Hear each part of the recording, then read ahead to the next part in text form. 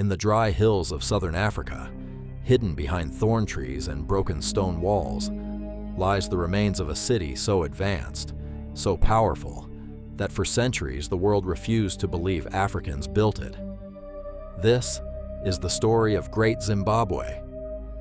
At its peak, nearly 20,000 people lived here. A massive stone city, towering walls, royal palaces, trade networks stretching thousands of miles across the Indian Ocean. And yet, when European explorers first saw these ruins in the 1800s, many refused to accept the truth, because the civilization that built Great Zimbabwe shattered one of history's deepest prejudices.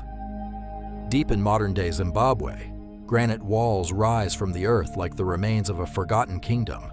No mortar, no cement, just millions of perfectly stacked stones, fitted together with astonishing precision. Some walls stand over 30 feet high, others stretch for hundreds of feet across the landscape.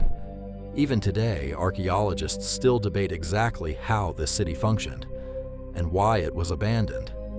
But one thing is certain. Between the 11th and 15th centuries, Great Zimbabwe was the heart of one of Africa's most powerful civilizations. The name Zimbabwe comes from the Shona phrase, Zimba Zamabwe, houses of stone. And these were no ordinary houses. This was a royal capital, a center of wealth, a symbol of political power. At a time when much of medieval Europe was still emerging from the Dark Ages, Great Zimbabwe was already thriving. The city was built by the ancestors of the Shona people, beginning around the year 1100 AD. Generation after generation expanded the settlement into an enormous urban center covering nearly 1,800 acres.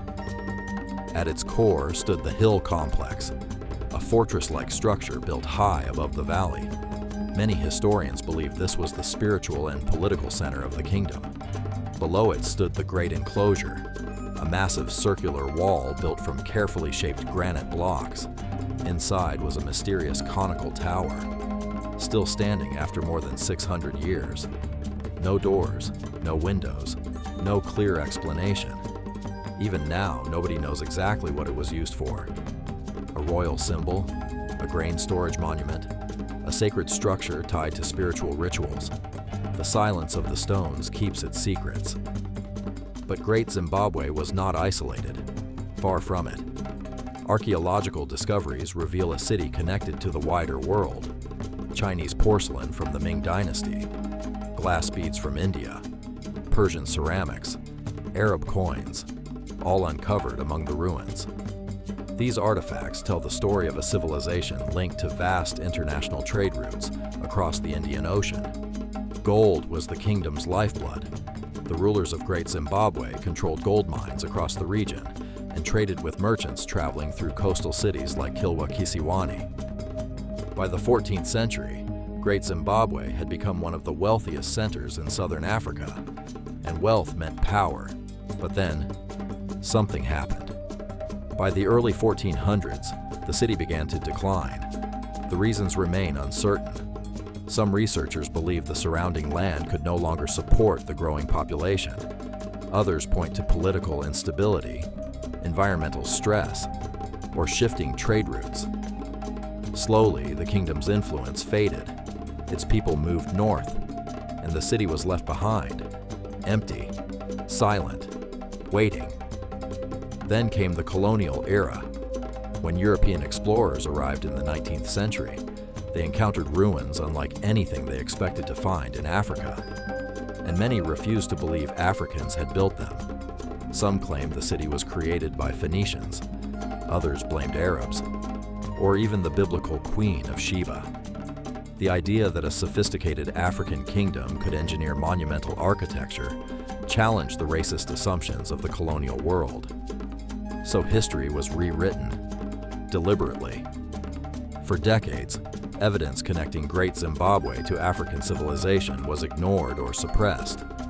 Archaeologists who proved local African origins were often dismissed because the truth was politically inconvenient. But the stones could not stay silent forever. In the early 20th century, scientific excavations finally confirmed what local oral traditions had always known. Great Zimbabwe was built by African hands.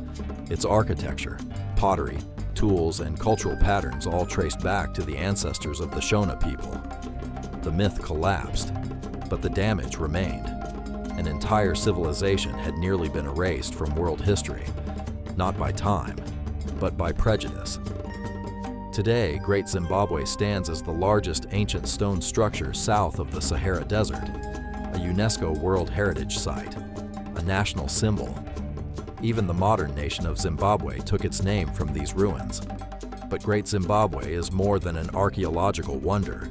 It is proof that history is often shaped not only by what happened, but by who is allowed to tell the story. Because hidden within these broken walls is a message that still echoes across centuries. Civilizations rise everywhere. Genius exists in every culture.